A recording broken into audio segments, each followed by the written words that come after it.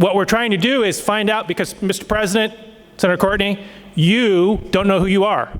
So therefore, what we have to fix in the majority report, if this is true from the three unions, which the Secretary of State says is not, what we have to fix is you must validate, Mr. Smith, that you're not Mr. Smith, that you are Peter Courtney.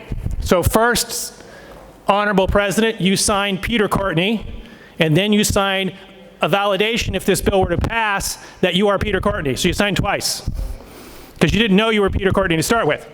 That's what the majority report does. Now, why would we want to do that? We basically, back to the gross receipts tax, we don't want individuals to sign a petition for a referral. The unfortunate thing here is if we're going to be obstructionists, which we do a lot, and I will admit, Mr. President, I've even voted for some of these obstructionist things, and I might just vote for one before the session's over. We, the legislature, would say, you can't do it for this one. And we do it that way, but that's not the way the majority report does. So we shouldn't have a minority report, we shouldn't have a majority report, because to tell you how insane this really is as if we just eliminated the e-sheets, colleagues, completely. President Courtney, you could take a 5-signature sheet given to you and sign it once as an individual and sign it as the verifier. That's how insane this particular bill is. I'm not quite sure how we got here and when he said, okay, why don't we just leave it the way it is. So in the minority report, we're saying, okay, maybe OEA is correct, even though we have a 94% validity rate and normal sheets only have a 86% validity. Let's just assume they're correct and there's a problem. Why would we not tell the Secretary of State, hey, there's possibly a problem here.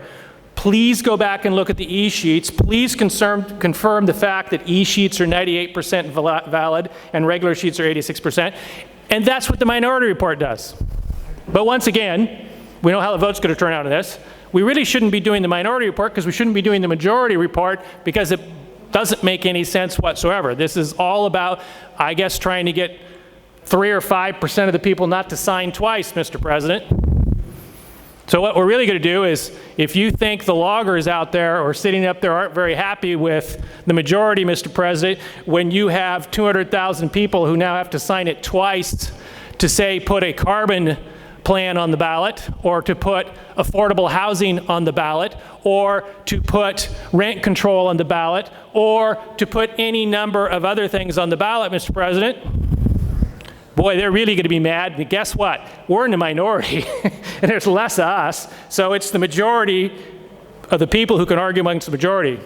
All you got to do is go to Portland and figure that out. Nice pipe in. So here's the difference between the minority and the majority report. If we want to do something, we in the minority says, let's